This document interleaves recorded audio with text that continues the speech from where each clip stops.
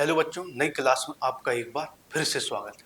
और बच्चों, प्रश्नावली 4A को हम हल कर रहे थे और उसके बच्चों सिर्फ 3 सवाल ही शेष रह गए थे। तो इस क्लास में उन तीनों सवालों को खत्म किया जाएगा। इसके बाद फिर अगली क्लास से नई प्रश्नावली की शुरुआत होगी। तो सिर्फ 3 सवाल रह गए हैं और बच्चों वो भी जो 3 सवाल हैं वो भाषा पर आधारित सवाल हैं। तो मैं यहाँ पर उन सवालों की भाषा नहीं लिखूंगा क्योंकि वो काफ़ी लंबी है, तो ज़्यादा टाइम लग जाएगा। तो मैं किताब से उन भाषा को पढ़ता जाऊंगा और यहाँ पर मैं आपको वो सवाल समझाता जाऊंगा। तो ठीक है बच्चों, शुरू करते हैं आज की क्लास को। तो मैं यहाँ पर किताब से वो सवाल पढ़ता जाऊंगा और आपको यहाँ पर समझाता जाऊंगा क्योंकि लिखने में ज़्यादा टाइम लग जाएगा।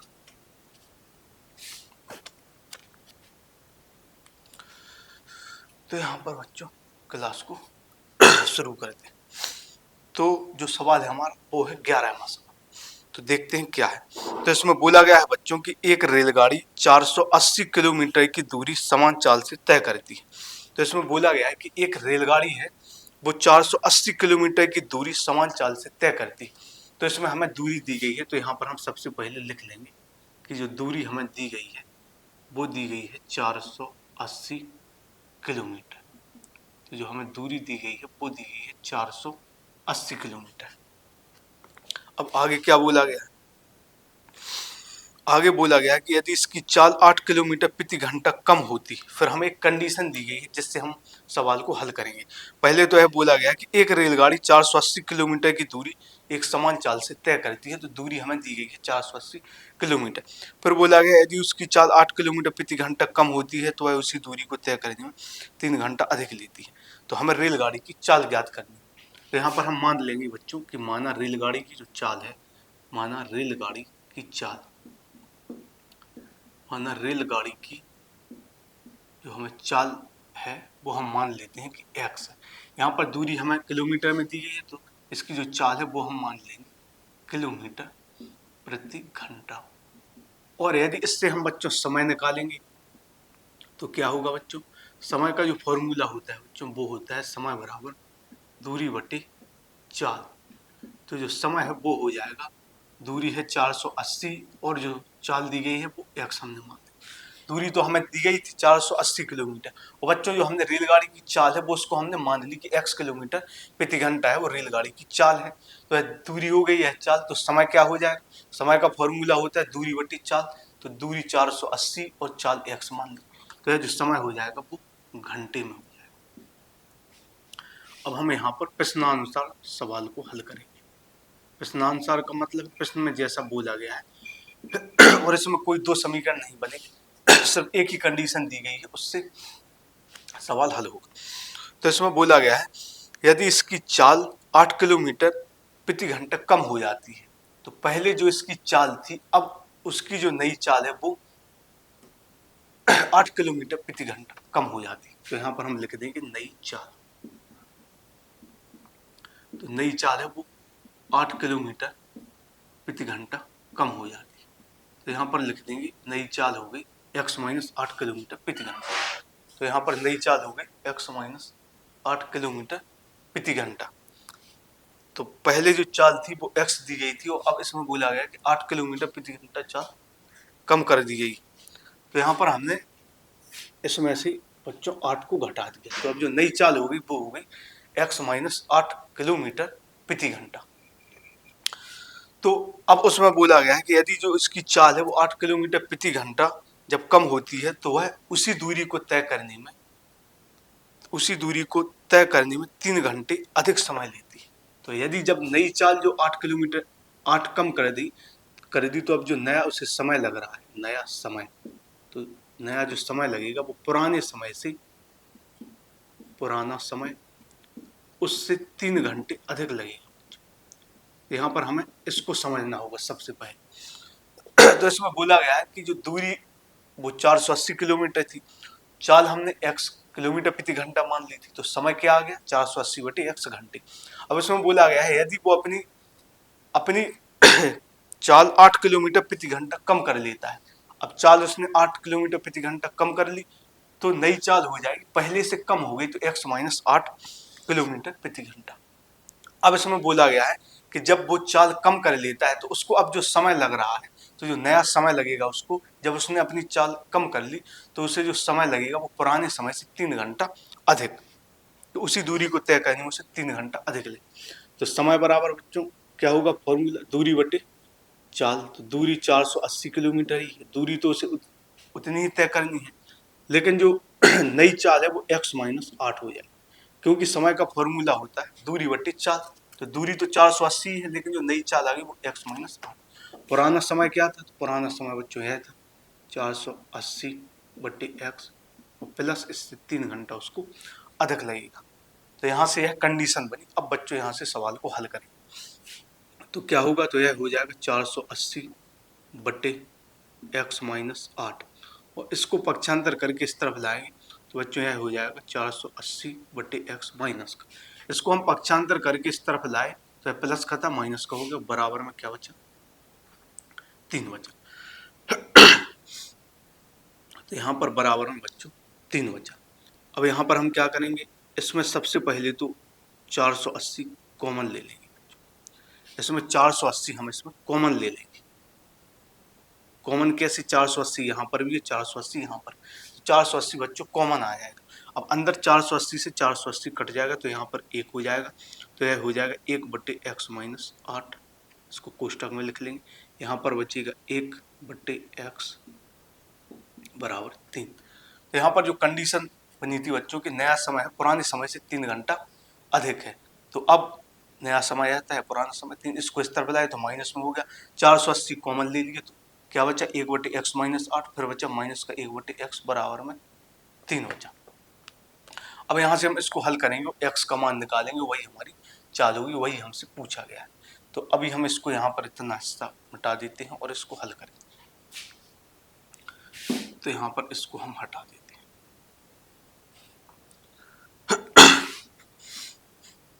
यहाँ से हल करेंगे बच्चों तो यह 480 हो जाएगा। अब यहाँ पर बच्चों इन दोनों का हम एलसीएम लेंगे, तो जो एलसीएम आएगा वो आएगा x और x माइनस 8, तो यह गुणा में है, गुणा में है तो x गुणा x माइनस 8 क्या आ जाएगा, इसका एलसीएम। अब यहाँ पर बच्चों एक के नीचे क्या लिखा गया है, x माइनस 8, तो x माइनस 8 से बच्चों x माइनस 8 कट जाएगा और बचेगा क्या, x। तो x का गुणा इस एक में हो जाएगा, और किसी भी संख्या का गुणा एक में करेंगे तो वही संख्या या वही मान आता है। ऐसे और भी कई सवाल पहले तीसरी अभ्यास में हम हल कर चुके हैं, तो ज़्यादा समझाने की कोई ज़रूरत नहीं। तो x माइनस 8 से x माइनस 8 कट जाएगा, x बचेगा, तो इस एक में x का गुणा होगा तो बच्चों यहाँ x आ जाएगा, यहाँ पर माइनस लगा गया। अब इसके नीचे x है तो बच्चों x से x कट जाएगा, तो क्या बचा, x माइनस 8। इसके नीचे x है तो x से x कट जाएगा, बचा x माइनस 8। तो x माइनस 8 का जो गुणा है वो हम एक में करेंगे, तो एक में जिसका भी गुणा करेंगे वही मान आएगा। तो x माइनस 8 का गुणा हम एक में करेंगे तो है x माइनस 8 ही आएगा। बराबर में क्या बचा, बराबर में 3 बचा।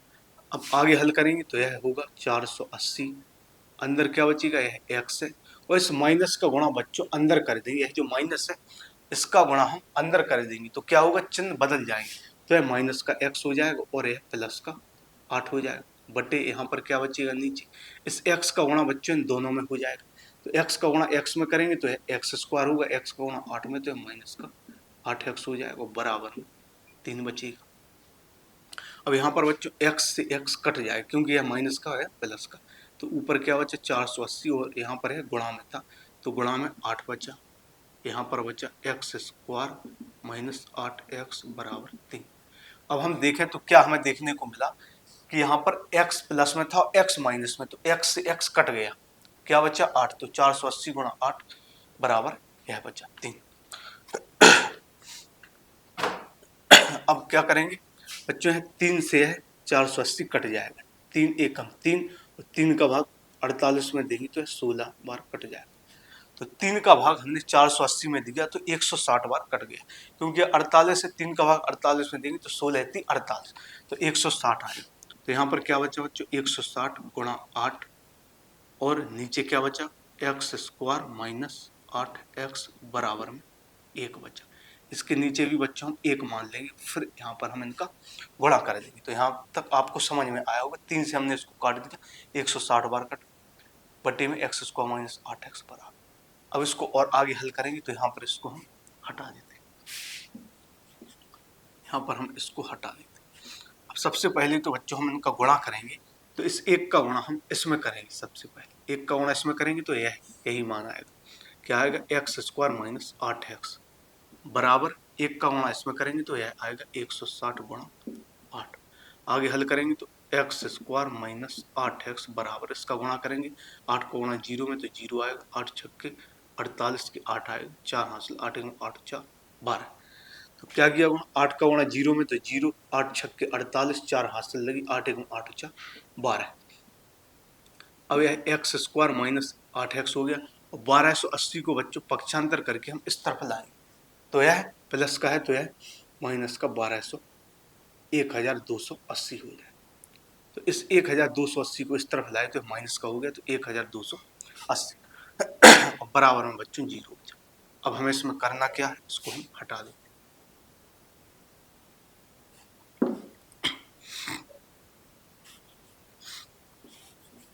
बच्चों हमें इसका गुणनखंड करना है, तो गुणनखंड क्या करेंगे, पीछे वाली संख्या का गुण आगे करेंगे, आगे कुछ नहीं है तो एक मान, तो 1280 का गुण एक में करेंगे तो यह आएगा 1280। तो गुणा से हमें 1280 प्राप्त करना है, यहाँ पर माइनस है और यहाँ पर माइनस है और यहाँ पर 8 लिखा गया है, तो हमें घटाने से 8 प्राप्त करना है। तो हमें ऐसी दो संख्या सोचनी होंगी बच्चों कि गुणा करने से हमें 1280 प्राप्त हो और घटाने से हमें 8 प्राप्त हो। तो ऐसी दो संख्याएं जिनका गुणा करने से 1280 और घटाने से 8 प्राप्त हो, तो वो संख्या हमें नहीं ज्ञात है। जब हमें नहीं पता है कि वो कौन सी संख्या है, तो हमें यह देख लेंगे कि हमें गुणा करने से कितना प्राप्त करना है। तो हम देखेंगे कि हमें गुणा करने से 1280 प्राप्त करना है, तो इसका हम आवाज गुणनखंड निकाल देंगे। काटेंगे तो 2 छक्के 12, 2 चौके 8, 0 आ जाएगा। 2 से काटेंगे तो 2 तिया 6, 2 दूनी 4, 0 आ जाएगा। 2 से काटेंगे 16 दूनी 32, 0 आ जाएगा। फिर 2 अट्ठे 16 आ जाएगा। फिर काटेंगे 2 से, 2 चौके 8 आ जाएगा। 2 से फिर 2 दूनी 4, 20 आ जाएगा। 2 धम की 20 आ जाएगा। 2 पंचे 10 और 5 एकम 5। जब हमें नहीं पता चल रहा है कि वो दो संख्या कौन सी है, तो हम सबसे पहले यही देखेंगे कि गुणा से कितनी प्राप्त करनी है संख्या। तो गुणा से हम 1280 प्राप्त कर, इनका हमने आवाज गुणनखंड निकाल दिया। 2 छक्के 12, 2 चौके 8, फिर इससे 32 दूनी 64, 16 दूनी 32, 2 अट्ठे 16, 40 बार कटा, फिर 20 बार 10 बार। अब हम गुणा करके देखेंगे कि वो दो संख्या कौन सी है। तो हम गुणा करेंगे 5 दूनी 10, 10 दूनी 20, 20 दूनी 40। तो सबसे पहले बच्चों हमने इन संख्याओं का गुणा किया, 5 दूनी 10 दूनी 20 दूनी 40। तो एक संख्या 40 निकल का, फिर बाकी सभी का करेंगे तो 2 दूनी 4 दूनी 8 दूनी 16 दूनी 32। तो दो संख्या निकल कर बच्चों आ गई। पहले क्या किया, 5 दूनी 10 दूनी 20 दूनी 40। अब इसको हटा देंगे, अब जो शेष मान बचे उनका गुणा करेंगे, तो 2 दूनी 4 दूनी 8 दूनी 16 दूनी 32। तो बच्चों वो दो संख्या बची 432। 432 का गुणा करेंगे तो 0, 4 दूनी 8, 4 दी 12, घटाएंगे तो 8 आएगा। तो हमें वो दो संख्या प्राप्त हुई बच्चों 40 और 32। तो इसको आगे हल करेंगे तो क्या होगा, तो एक्स स्क्वायर माइनस 8 की जगह हम लिख देंगे 40 माइनस 32, क्योंकि 8 जो हमें संख्या प्राप्त करनी है वो घटाने से, तो वो दो संख्या 40 और 32। तो 40 में से 32 को घटा देंगे, फिर एक्स बचा माइनस का 1280 बराबर 0। अब आगे हल करेंगे तो एक्स स्क्वायर इस माइनस का गुणा हम इसके अंदर कर देंगे, तो यह चिन्ह बदल जाएगा, तो यह 40 प्लस का है माइनस का हो जाएगा, और साथ ही इस एक्स का भी गुणा होगा। तो दो तरह से गुणा होगा, एक तो इस माइनस का इसके अंदर गुणा होगा और इस एक्स का भी साथ में अंदर गुणा होगा। तो 40 प्लस का था तो माइनस का आ गया 40, और एक्स का गुणा होगा तो यह 40 एक्स हो जाएगा। यह 32 माइनस का है, माइनस का गुणा होगा तो यह 32 प्लस का हो जाएगा बच्चों, साथ एक्स का भी गुणा होगा। तो यहाँ पर आया x square minus 40 x plus 32 x, फिर यहाँ पर आया माइनस का 1280 बराबर 0। अब यहाँ पर हम कॉमन लेंगे और यहाँ पर कॉमन लेंगे, तो यहाँ पर बच्चों x कॉमन है तो अंदर बचेगा x माइनस 40, और यहाँ पर हम बच्चों 32 कॉमन लेंगे तो अंदर बचेगा x माइनस 40 बराबर 0। क्योंकि यहाँ पर इस कोष्टक में x बचा, तो यहाँ पर भी हमें इस पूरे 32 को कॉमन लेना होगा। तो यह आया, अब x माइनस 40 यहाँ पर भी हो, x माइनस 40 यहाँ पर भी है, तो एक कोष्टक में x माइनस 40 हो जाएगा, और दूसरे कोष्टक में बच्चों है x बचा प्लस का 32 बराबर 0 हो जाएगा। तो अब बच्चों इससे जो मान आएगा, यदि हम इसको 0 को बराबर करेंगे तो इससे जो मान निकल कर आएगा वो माइनस में आएगा, और कोई भी जो हम उत्तर देते हैं वो माइनस में नहीं होता है, प्लस में होता है। तो इसको हम 0 के बराबर नहीं करेंगे, और इसको 0 को बराबर करने से हमें प्लस में उत्तर आ जाएगा। तो हम लिखेंगे कि जब x माइनस 40 बराबर 0 तो x बराबर 40। तो बच्चों तो जो रेलगाड़ी की जो चाल हो जाएगी वो हो जाएगी 40 किलोमीटर प्रति घंटा। तो यह हमारा उत्तर हो जाएगा। तो जो चाल हो जाएगी वो हो जाएगी 40 किलोमीटर प्रति घंटा। तो यह हमारे सवाल का उत्तर हो गया। हमसे चाल पूछा गया था, तो जो चाल होगी रेलगाड़ी की वो 40 किलोमीटर प्रति घंटा। तो उम्मीद है बच्चों यह आपको अच्छे से समझ में आया होगा। अब बच्चों इसको हटाते हैं, अगला सवाल देखते हैं। तो इस 11वें सवाल को हटा देते हैं, काफी बड़ा सवाल था। अब बच्चों 12वें सवाल को हम पढ़ेंगे और समझेंगे। तो देखते हैं 12वां सवाल क्या है।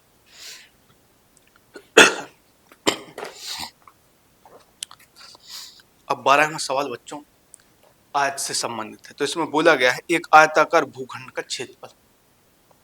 तो हमें आयताकार भूखंड का क्षेत्रफल दिया गया है। तो हम कह सकते हैं कि आयत का क्षेत्रफल दिया गया है। आयताकार भूखंड मतलब आयत का ही क्षेत्रफल दिया गया है। तो इसमें हमें दिया गया है आयत का क्षेत्रफल, क्योंकि फॉर्मूला तो इसमें आयत का ही लगेगा। आयताकार भूखंड तो मतलब आयत ही है। तो इसका जो फॉर्मूला वो क्षेत्रफल दिया गया है 528 वर्ग मीटर। तो यह तो हमें आयताकार भूखंड का क्षेत्रफल, आयताकार हिस्सा है तो आयत ही मान। तो आयत का जो क्षेत्रफल हमें दिया गया है, फिर बाद में बोला गया है कि क्षेत्रफल की जो लंबाई है वो चौड़ाई के 2 गुने से 1 अधिक है। तो इसमें बोला गया है कि जो लंबाई है वो चौड़ाई के 2 गुने से 1 अधिक है। तो लंबाई वो चौड़ाई के 2 गुने से कुछ अधिक है। तो यहाँ पर जिसका गुना किया गया है उसको हम मान लेते हैं। जो लंबाई है वो चौड़ाई की गुनी है, तो सबसे पहले चौड़ाई को मान लेंगे। तो यहाँ पर हम लिखेंगे माना चौड़ाई बराबर, चौड़ाई को बच्चों हम x मान लेंगे। तो यहाँ पर मीटर में दिया गया है तो वो भी x मीटर हो जाएगी, तथा जो लंबाई होगी वो मान लेंगे, तथा जो लंबाई है वो क्या है। तो इसमें बोला गया है कि क्षेत्र की जो आयताकार हमें भूखंड दिया गया है आयत, तो उसकी जो लंबाई है बच्चों वो हमें दी गई है चौड़ाई के 2 गुने से 1 अधिक है।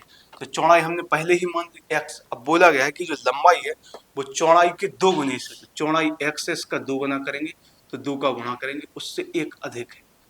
तो जो चौड़ाई दी गई है बच्चों वो लंबाई के 2 गुने से 1 अधिक। तो इसमें हम 2 का गुणा करेंगे तो यह हो जाएगी, 2 का गुणा करेंगे तो 2x plus 1, 2x plus 1 metre. तो पहले तो क्षेत्रफल दिया गया था, फिर उसमें बोला गया था कि जो लंबाई है वो चौड़ाई की कुछ गुनी है, तो हमने उस चौड़ाई को मान लिया x मीटर, और जो लंबाई है वो चौड़ाई के 2 गुने से 1 अधिक। तो x में 2 का गुणा किया और 1 जोड़ दिया तो 2x प्लस 1 मीटर हो गया। अब इसमें बोला गया है कि हमें भूखंड की लंबाई और चौड़ाई ज्ञात करनी। तो लंबाई चौड़ाई हमें ज्ञात करनी। तो अब हम देखेंगे कि हमें जो क्षेत्रफल है वो कितना दिया गया।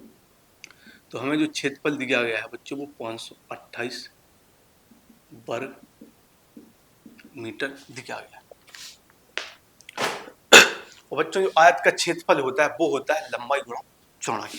तो आयत का जो क्षेत्रफल होता है वो होता है लंबाई गुणा चौड़ाई।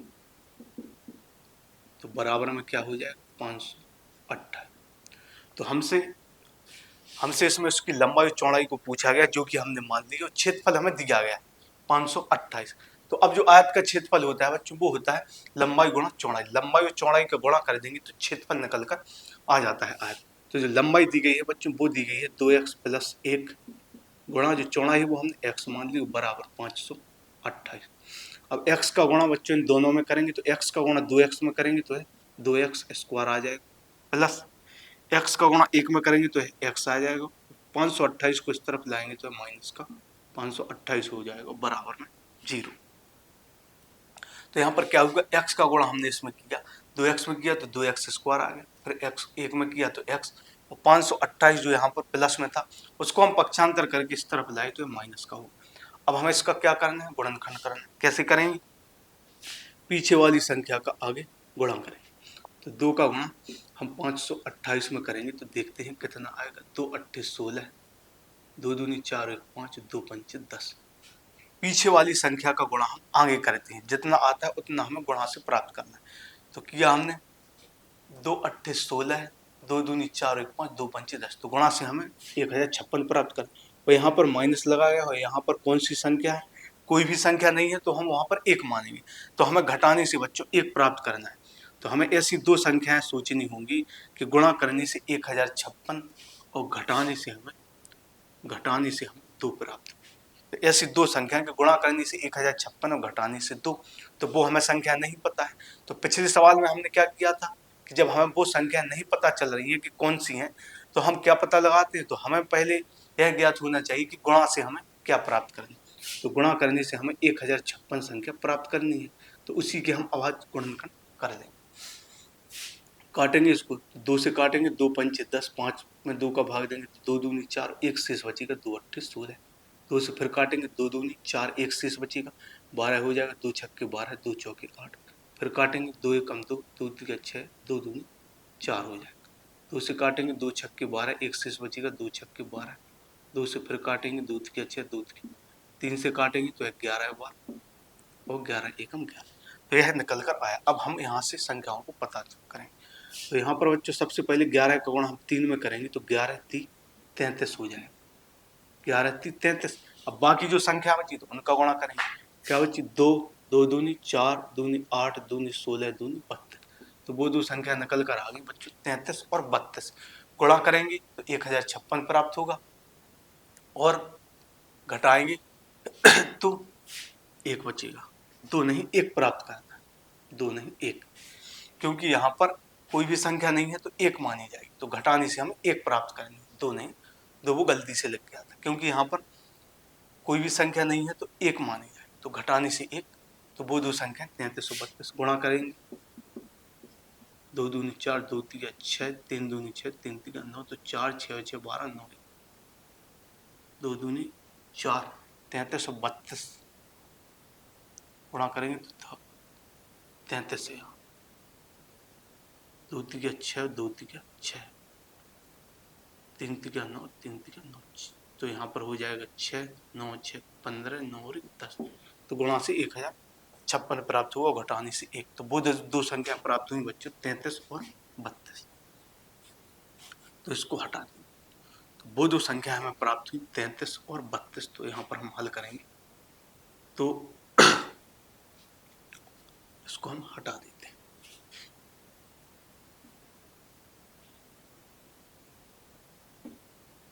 इसको हम थोड़ा ऊपर लिख देते हैं, तो 2x square plus x minus 528 बराबर 0। अब हमें दो संख्याएं जो प्राप्त हुई बच्चों, तो वो 33 और 32।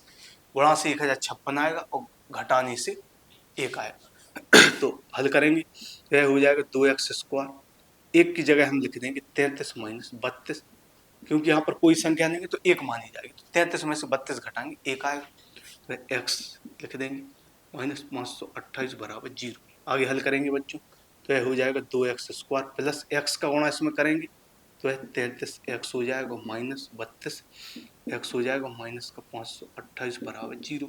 इसमें कॉमन लेंगे फिर इसमें, तो यहाँ पर कॉमन लेंगे तो बच्चों यहाँ पर सिर्फ x कॉमन है, अंदर बचेगा 2x प्लस 33। यहाँ पर जो हम कॉमन लेंगे तो सिर्फ x आएगा, अंदर बचेगा 2x प्लस 33। और यहाँ पर बच्चों जो हम कॉमन लेंगे वो माइनस का 16 लेंगे, अंदर बचेगा 16 दूनी 32, और इसका हम भाग देंगे 33 बार जाएगा बराबर 0। तो यहाँ पर बच्चों हमने कॉमन लिखा तो सिर्फ x कॉमन आए, तो अंदर से x हट जाएगा, 2x प्लस 33 बचा।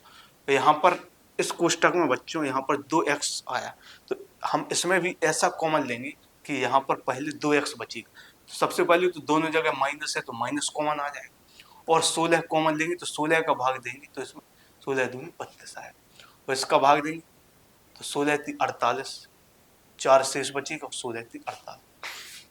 अब इन दोनों कोष्टक में 2x प्लस 33 आया तो 2x प्लस 33 आ जाएगा हमारा कॉमन, और एक कोष्टक में x माइनस 16 बचेगा बराबर 0। तो यहाँ पर 2x प्लस 33 और एक कोष्टक में x माइनस 16 बराबर 0। तो हम लिखेंगे कि जब x माइनस 16, इसको हम 0 के बराबर करेंगे तो x बराबर क्या आ जाएगा बच्चों 16। तो यह तो हो गया x का मान। अब हमें यहाँ पर उनकी लंबाई और चौड़ाई निकालें। चौड़ाई का जो मान है बच्चों वो x था, तो यहाँ पर जो चौड़ाई निकल कर आ जाएगी वो आ जाएगी 16 मीटर। तो एक उत्तर तो यह आ गया, क्योंकि लंबाई चौड़ाई पूछी गई है तो चौड़ाई x मीटर और x का मान 16 आया तो 16 मीटर। अब जो लंबाई है बच्चों वो क्या हो जाएगी, तो लंबाई दी गई है 2x प्लस 1। अब हम इसमें x का मान रख देंगे, तो रखेंगे तो 2 गुणा x का मान 16 प्लस 1, तो 16 दूनी 32 प्लस 1 तो बराबर 33 मीटर।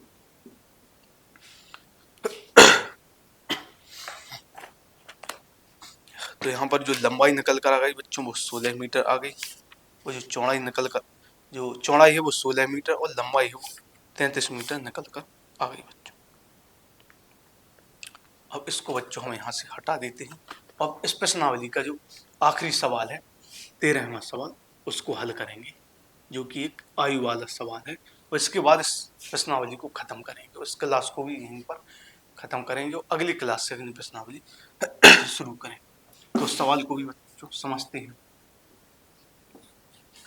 क्या है वो सवाल। तो बच्चों इस प्रश्नावली का आखिरी सवाल है, तो 13वां सवाल है, उसको पढ़ते हैं बच्चों। तो इसमें बोला गया है कि रोहन की माँ उससे 26 वर्ष बड़ी है। तो जो रोहन की माँ है वो उससे 26 वर्ष बड़ी है, तो कहने का मतलब है कि रोहन अभी जितने वर्ष का है उसकी माँ उससे 26 वर्ष बड़ी है। और फिर बाद में रोहन की वर्तमान आयु ज्ञात करेंगे, लेकिन हमें माननी तो दोनों की पड़ेगी। तो यहाँ पर सबसे पहले हम मानेंगे कि माना रोहन है, तो यहाँ पर हम लिखेंगे बच्चों माना रोहन की वर्तमान आयु, माना रोहन की वर्तमान आयु, रोहन की वर्तमान आयु बच्चों हम x वर्ष मान लेंगे, तथा यहाँ पर फिर मानेंगे हम कि जो माँ की जो वर्तमान आयु है वो हम मानेंगे कि x प्लस 26 वर्ष, क्योंकि उसमें ही साफ साफ बोला गया है कि रोहन की माँ उससे 26 वर्ष बड़ी है, कि रोहन की जितनी आयु है तो उसकी माँ की जो आयु है वो उससे 26 वर्ष ज्यादा है, तो रोहन की माँ उससे 26 वर्ष बड़ी है। तो हमने रोहन की जो वर्तमान आयु मान ली वो x वर्ष मान ली, और उसकी माँ की जो वर्तमान आयु हो जाएगी वो x प्लस 26 वर्ष हो जाएगी। अब यहाँ पर हम प्रश्नानुसार हल करेंगे, हमें एक कंडीशन दी गई है, उस कंडीशन के आधार पर सवाल को हल करेंगे। अब इसमें बोला गया बच्चों कि उनकी आयु का गुणनफल अब से 3 वर्ष पश्चात, तो हमसे बोला गया है कि 3 वर्ष बाद दोनों की आयु का जो गुणनफल है वो 360 दिया गया है। तो यहाँ पर बोला गया है 3 वर्ष बाद दोनों की आयु का गुणनफल, दोनों की आयु का जो गुणनफल है वो हमें दिया गया है 360। तो 3 वर्ष बाद बच्चों दोनों की आयु का गुणनफल 360 दिया गया है, लेकिन कब दिया गया है, 3 वर्ष बाद दोनों की आयु का गुणनफल, अब से 3 वर्ष बाद। तो हम देखेंगे रोहन अभी x वर्ष का है, 3 वर्ष बाद इसमें 3 जुड़ जाएगा, और उसकी जो माँ है वो अभी x प्लस 26 वर्ष की है, 3 वर्ष बाद इसमें भी 3 जुड़ जाएगा। तो इसमें यह बोला गया है, अभी तो है इनकी वर्तमान आयु है, लेकिन बोला क्या गया है कि 3 वर्ष बाद उनकी आयु का गुणनफल। तो सबसे पहले हमें 3 वर्ष बाद दोनों की आयु निकालनी होगी, फिर उन दोनों का गुणा करना होगा, क्योंकि 3 वर्ष बाद की बात कही गई। तो रोहन अभी x वर्ष का है, 3 वर्ष बाद वह कितने वर्ष का हो जाएगा, हम 3 जोड़ देंगे। कोई भी व्यक्ति अभी जितने वर्ष का है और बाद में वो क्या हो जाएगा, जितने वर्ष बाद की पूछी जाएगी उतने जोड़ दिए जाएंगे। कोई व्यक्ति 20 वर्ष का है, 3 साल बाद 3 उसमें जोड़ दें। तो इसी तरह से रोहन अभी x वर्ष का है, 3 साल बाद इसमें भी 3 जोड़ जाएगा। इसी तरह से रोहन की जो माँ है वो भी x प्लस 26 वर्ष की है, 3 वर्ष बाद इसमें भी 3 जुड़ जाएगा। तो यह दोनों की 3 वर्ष बाद की आयु होगी, तो इनका जो गुणनफल है वो हमें 360 दिया गया है। आगे हल करेंगे तो यह हो जाएगा x प्लस 3 गुणा यह हो जाएगा x प्लस 26 3 29 बराबर 360, 26 3। अब हम इसका गुणा करेंगे तो सबसे पहले x का गुणा इन दोनों में होगा, इसके बाद 3 का गुणा इन दोनों में होगा। तो x का गुणा x में करेंगे तो x स्क्वायर होगा, x का गुणा 29 में करेंगे तो 29x होगा। क्या करेंगे, x का गुणा इन दोनों में होगा सबसे पहले, फिर 3 का गुणा इन दोनों में। तो x का गुणा x में करेंगे तो x स्क्वायर, x का गुणा 29 में करेंगे तो 29 है। इसी तरह से 3 का गुणा x में करेंगे तो 3x होगा। इसी तरह से 3 का गुणा 29 में करेंगे तो 3 9 27 हो जाएगा। 2 हाथ से लगेगी, 3 दूनी 6 2 8 हो जाएगा। तो क्या निकल कर आए, x का गुणा x में x स्क्वायर, फिर x का गुणा 29 में 29x, 3 का गुणा x में 3x, और 3 का गुणा 29 में तो 3 9 27, 2 हाथ से लगी, 3 दूनी 6 2 8। अब इस 360 को बच्चों पक्षांतर करके इस तरफ ले आएंगे तो माइनस का 360 हो जाएगा। अब यह प्लस का 360 है, इस तरफ आएगा तो माइनस का 360 हो जाएगा। अब क्या होगा, यह एक्स स्क्वायर प्लस 29 से 3 जोड़ेंगे तो 32x हो जाएगा। 29 से 3 32x। अब यहाँ पर 87 में से 360 को घटाएंगे तो जो भी आएगा बच्चों माइनस में बचेगा। क्या बचेगा, 360 में से हम 87 को घटा देंगे, 10 में से 7 गया बच्चों, 3 बचा, 8 के हो गए 9, 16 में से 9 गई, 7 बचा। यहाँ पर 0 का 1 हो जाएगा, 3 में से 1 के 273, तो यहाँ पर 273 निकल कर आया। 360 में से 87 को घटा, 10 में से 7 गया 3, 1 हाथ से लगी तो 8 के हो गए 9, 16 में से 9 गए तो 7 बचे, यहाँ पर 1 हासिल आ गए, 3 में से 1 गए 2। तो अब हमें इसके गुणनखंड करना है जो x square plus 32x minus 273। तो यहाँ पर आपको अच्छे से समझ में आया। पहले तो हमने यहाँ की वर्तमान आयु मान ली, फिर बोला गया था 3 वर्ष बाद, तो 3 वर्ष बाद रोहन की आयु निकाली, फिर 3 वर्ष बाद उनकी माता की आयु, दोनों का गुणा किया। तो यहाँ पर हम इनको हटा दें,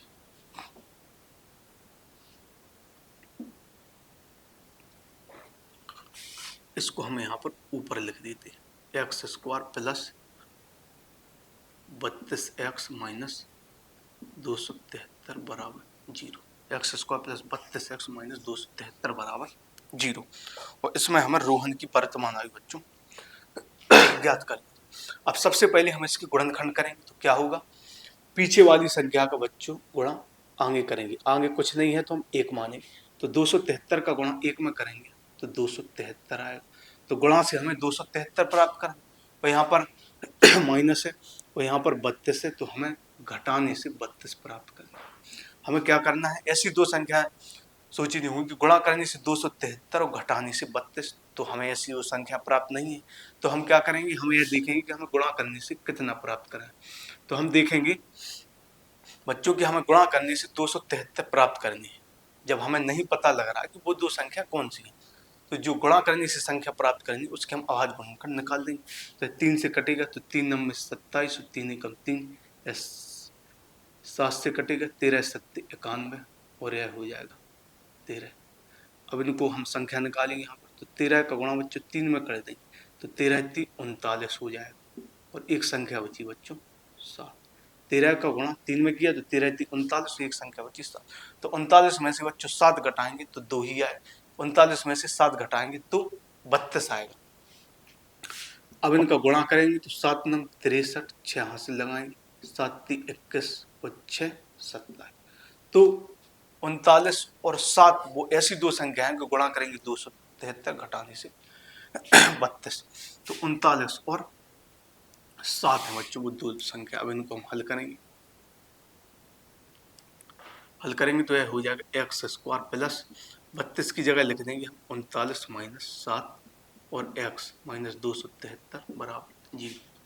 तो आगे हल करेंगे तो यह हो जाएगा एक्स स्क्वायर, एक्स का गुणा इन दोनों में कर देंगे, 39 में करेंगे तो है 39x, 7 में करेंगे तो माइनस का 7x माइनस का 273 बराबर 0। सबसे पहले यहाँ पर कॉमन लेंगे, फिर बच्चों यहाँ पर कॉमन लेंगे। तो यहाँ पर बच्चों x कॉमन है, अंदर बचेगा x प्लस 39, यहाँ पर माइनस कॉमन है और 7 कॉमन है, तो अंदर बचेगा x प्लस 7 21, 6 बचा 7 63। यहाँ पर x कॉमन लिया तो बचा x प्लस 39, यहाँ पर माइनस भी कॉमन है और 7 भी कॉमन। अब x प्लस 39 बचा एक कोष्टक में, दूसरे कोष्टक में बचेगा बच्चों x माइनस 7 बराबर 0। तो इससे तो उत्तर माइनस में आएगा, लेकिन इससे उत्तर प्लस में आएगा। यहाँ पर हम लिखेंगे जब x माइनस 7 बराबर 0, तो x बराबर क्या हो जाएगा बच्चों 7। अब हमसे इसमें पूछा गया है कि रोहन की जो वर्तमान आयु है वो क्या हो जाएगी। तो बच्चों रोहन की जो वर्तमान आयु है वो 7 वर्ष हो जाएगी। तो यह हमारे सवाल का उत्तर हो जाएगा। तो रोहन की जो वर्तमान आयु है बच्चों वो 7 वर्ष हो जाएगी। तो इस तरह से बच्चों यह प्रश्नावली खत्म हुई। इसलिए मैंने यह जो 3 सवाल थे वो काफ़ी बड़े सवाल थे, इसलिए मैंने एक अलग क्लास में इनको समझाया कि एक क्लास में तीनों सवाल कवर हो जाएंगे। तो उम्मीद है बच्चों कि आपको अच्छी तरह से समझ में आया होगा। अब बच्चों अगली क्लास से हम नई प्रश्नावली की शुरुआत करेंगे, जो कि बहुत ही आसान प्रश्नावली होगी। 2 क्लासों में वो प्रश्नावली खत्म कर दी जाएगी। तो इसी तरह से बच्चों पढ़ते रहिए। तो क्लास बच्चों पसंद आई हो तो क्लास को लाइक कीजिए, कमेंट भी करते रहा करो, और जो भी बच्चे नए जुड़ते जा रहे हैं तो चैनल को सब्सक्राइब जरूर कीजिए, जिससे आने वाले सभी वीडियो आप तक पहुंच सकें और आप अपनी तैयारी को बेहतर कर सकें। तो आज के लिए इतना ही, मिलते हैं बच्चों अगली क्लास में।